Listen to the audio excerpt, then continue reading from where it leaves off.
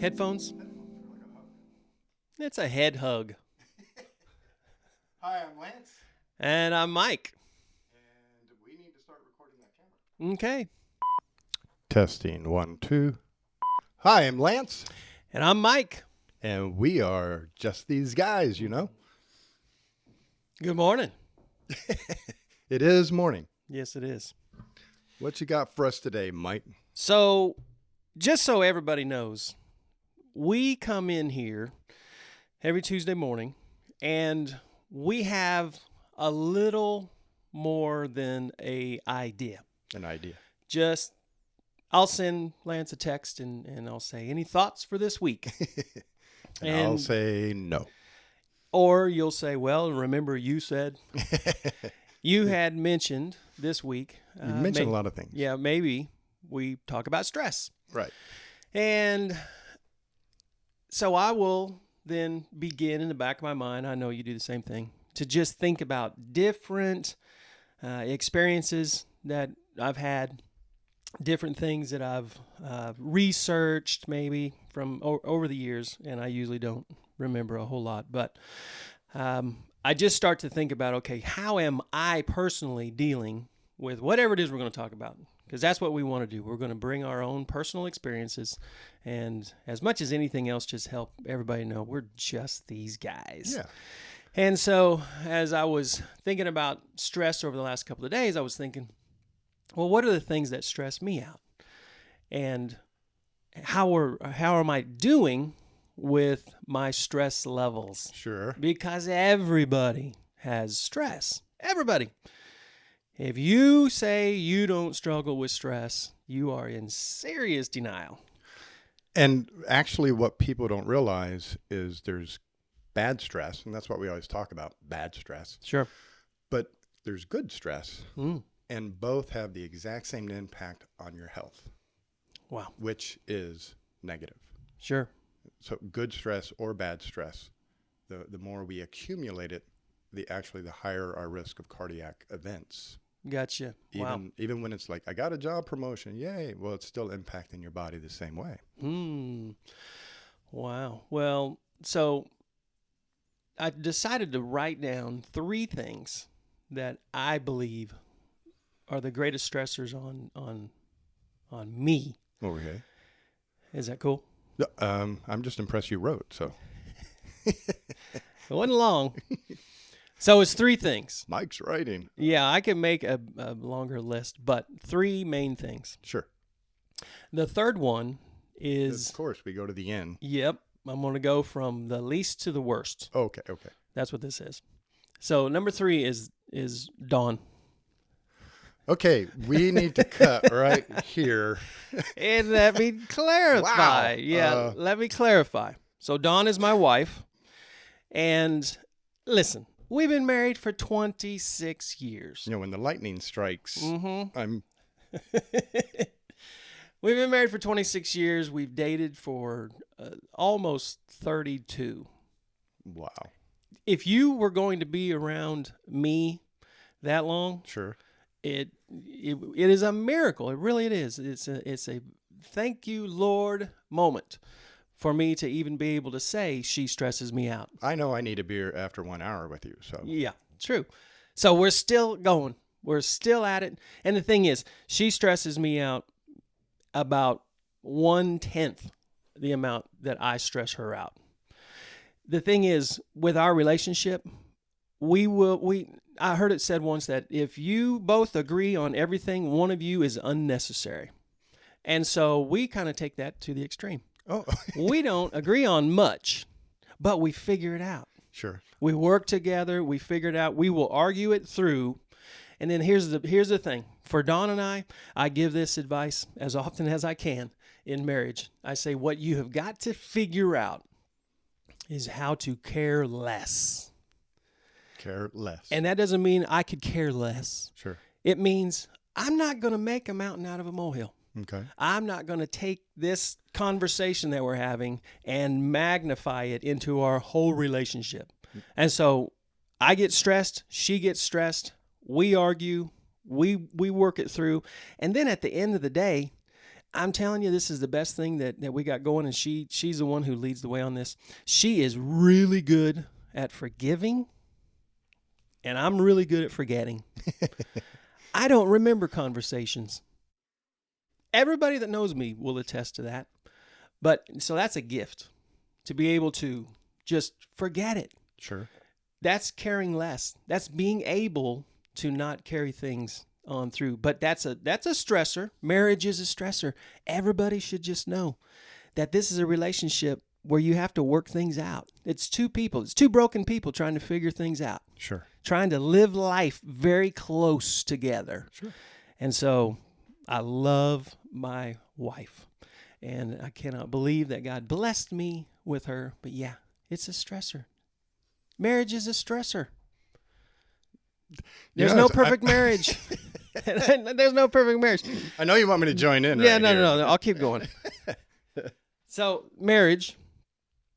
The second thing for me is rude people. Rude people. Rude people. Now, let me clarify that too.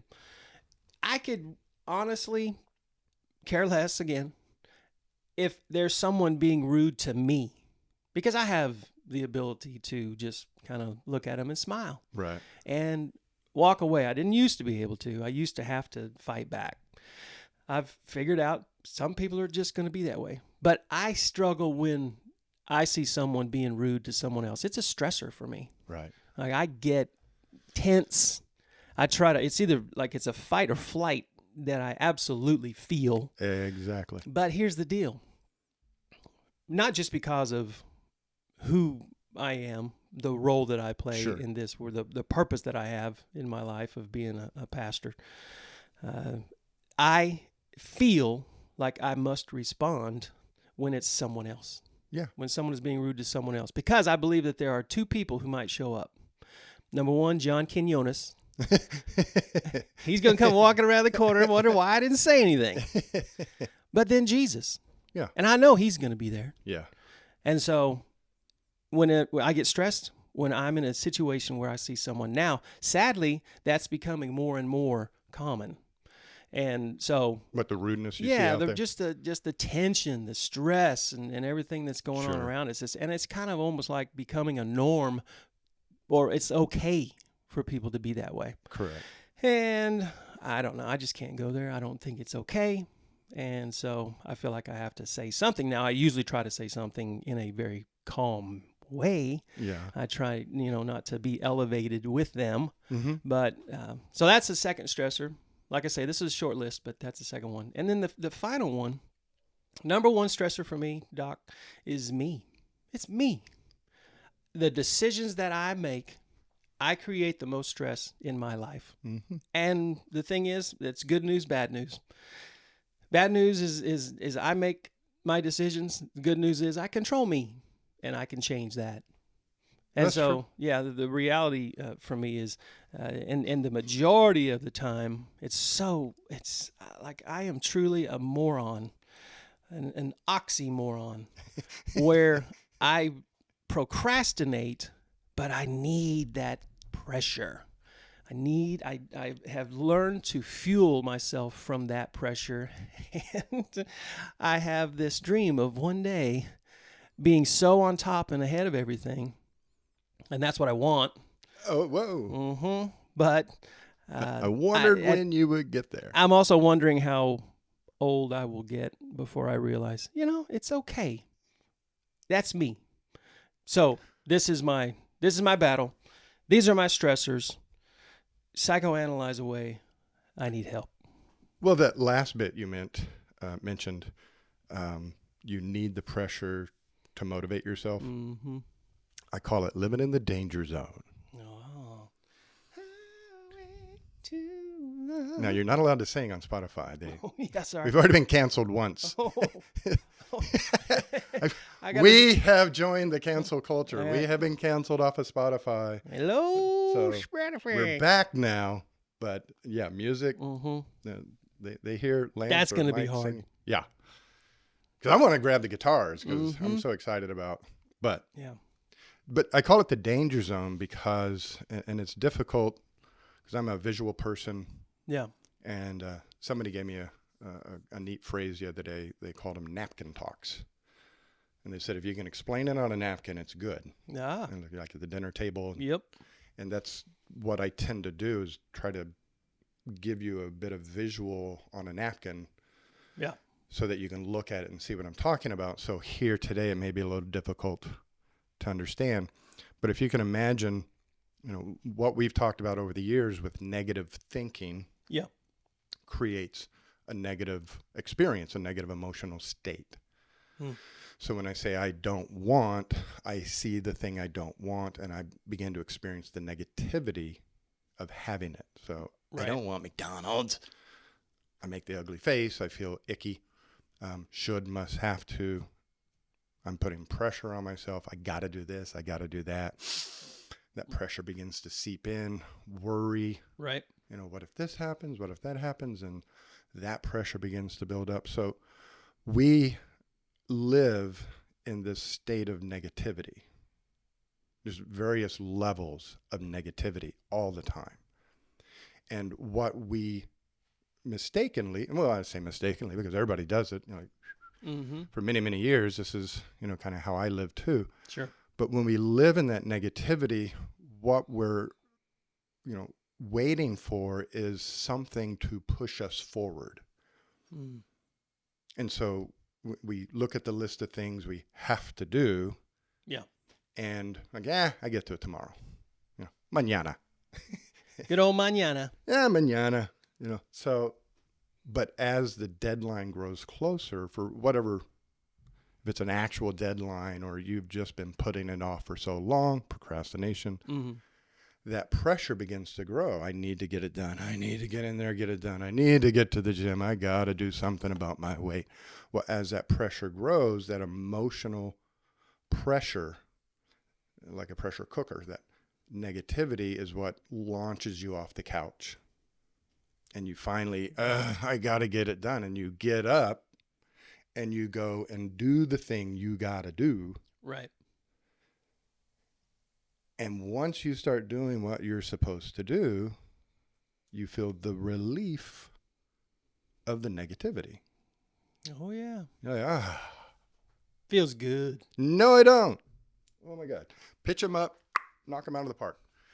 You are feeling the absence of something bad. Nah, that makes, Which is a state of nothing. Mm-hmm. What you were experiencing was the negativity, the pressure you were putting on yourself. I got to do this. I got to do that. Mm-hmm. Pressure starts to rise up, and you finally get off the couch and you start doing it. So the pressure goes away, but nothing good comes in. Sure. It's just the absence of the bad. So we're living in this, and I call it the danger zone, because once we get off the couch, once we start doing what we're supposed to do,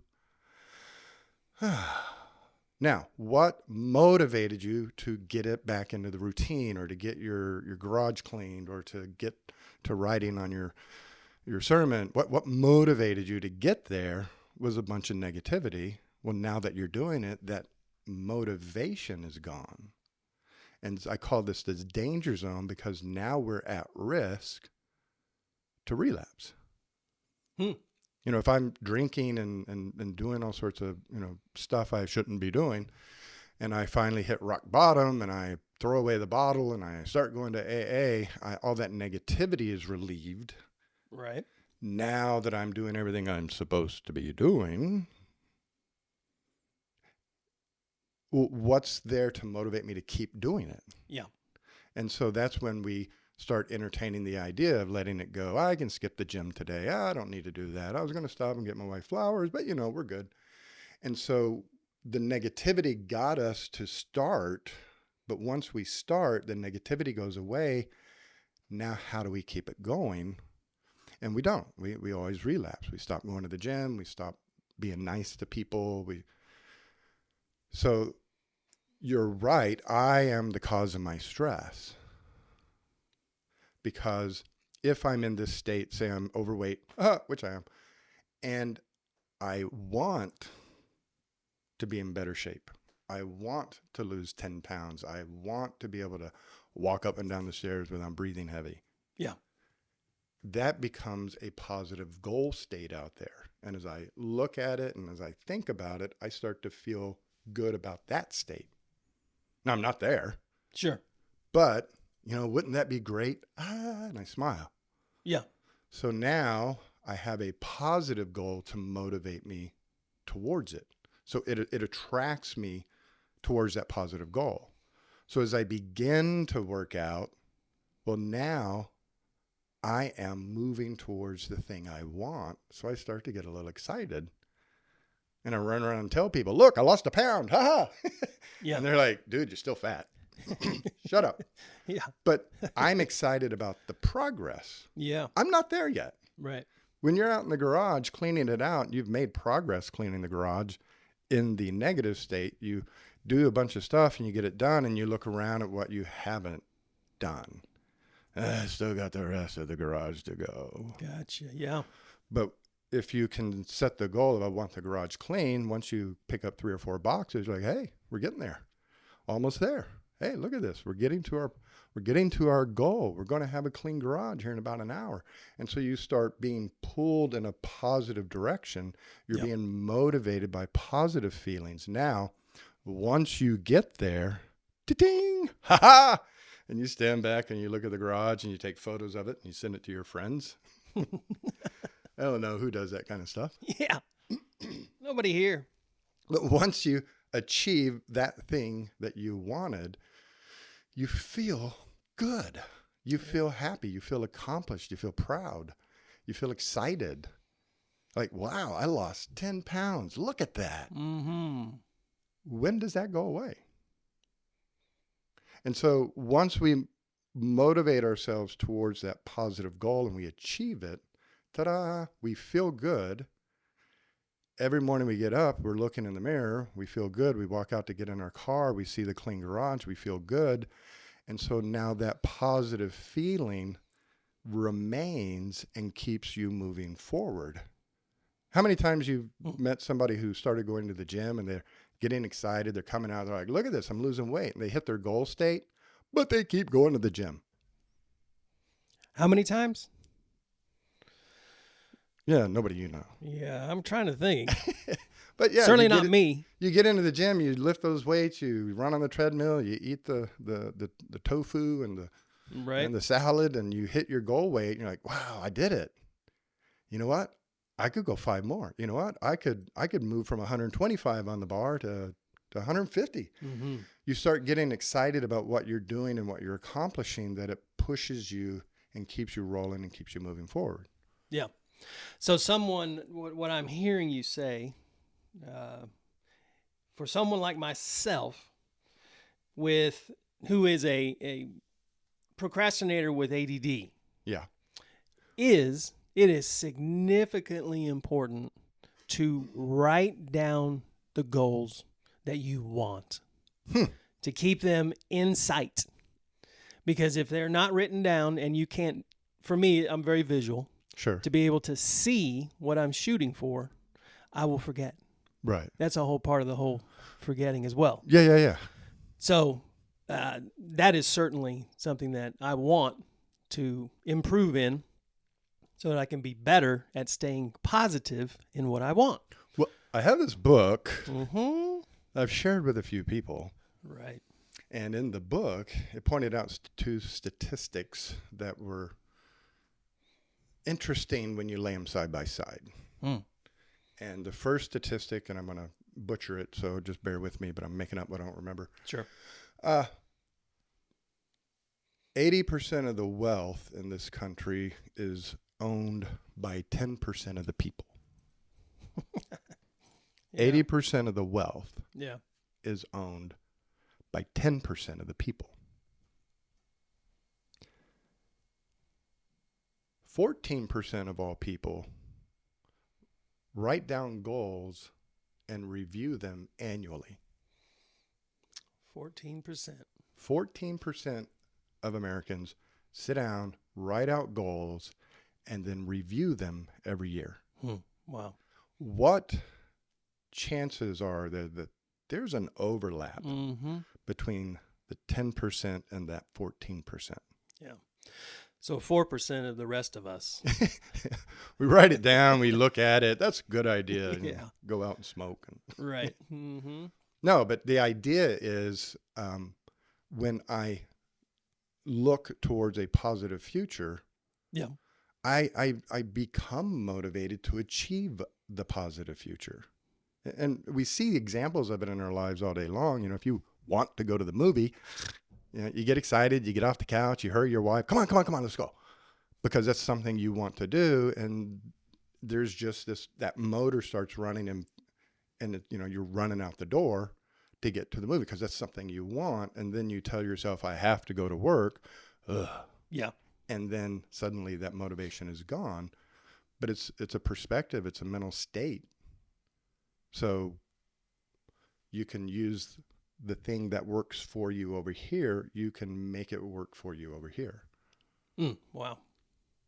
So really this all boils down to making a decision to intentionally move forward with positivity and intentionality of knowing and deciding what it is that you want and going after it. Who said this? I believe it might have been Jesus. Luke chapter 10, 38 through 42. Mm-hmm. I mean, you got to go back to the original, the OG wisdom, the OG source of happiness. And he told Martha, Yeah. who was all bent out of shape, Yeah. he told Martha, Yeah. How come she ain't helping me clean? and then this is where self-righteousness will take you. Sure. Martha told Jesus what he needs to be doing. Yeah. You need to get in there and tell her to help me out. You know, I've done that a few times. A few times. Yeah.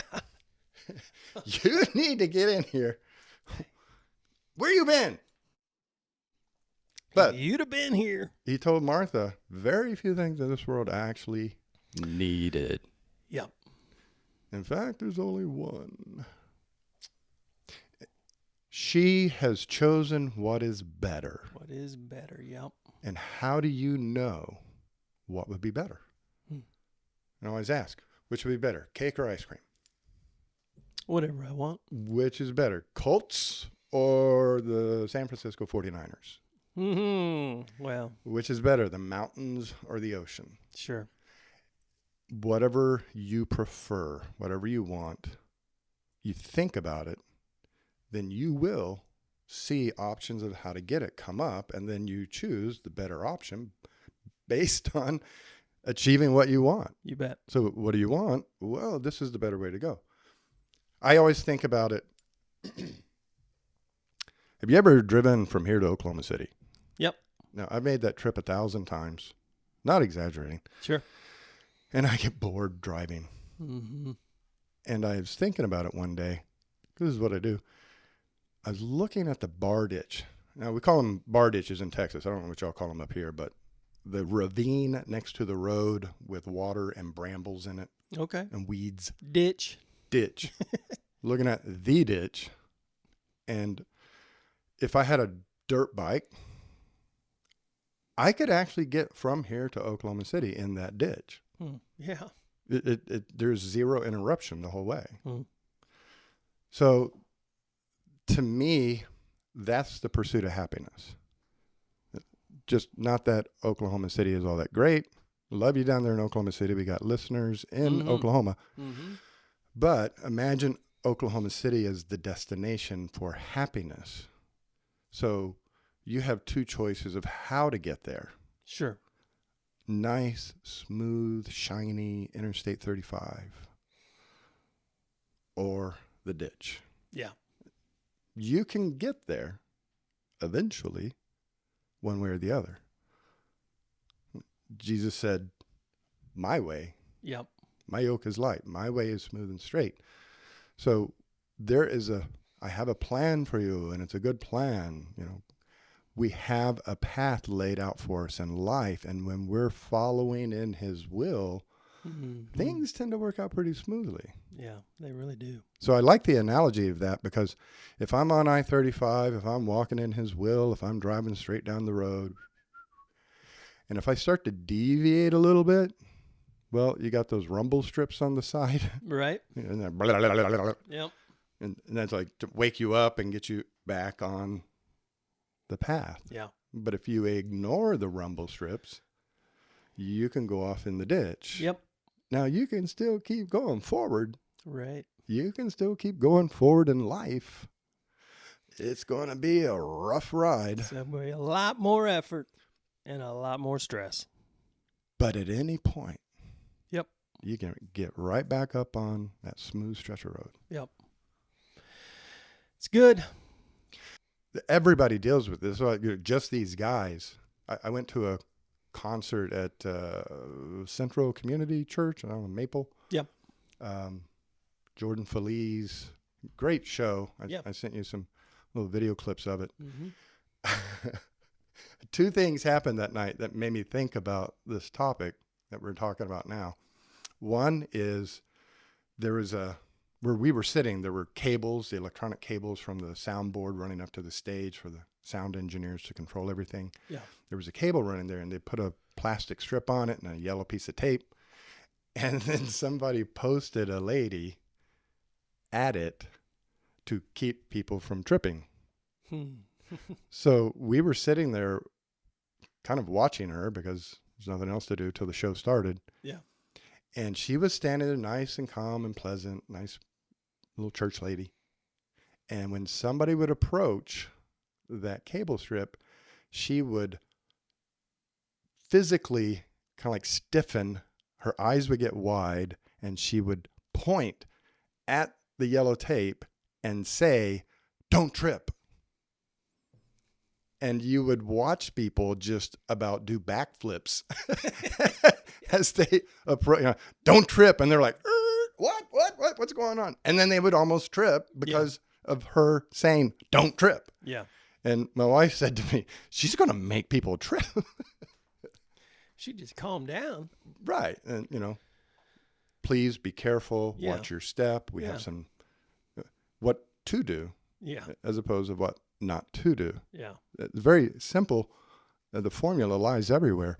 And I, 100% guilty, I confess, during the show, I was sitting there struggling with frustration and anger and irritation because sitting right behind me is 3 little kids and their mother and grandmother.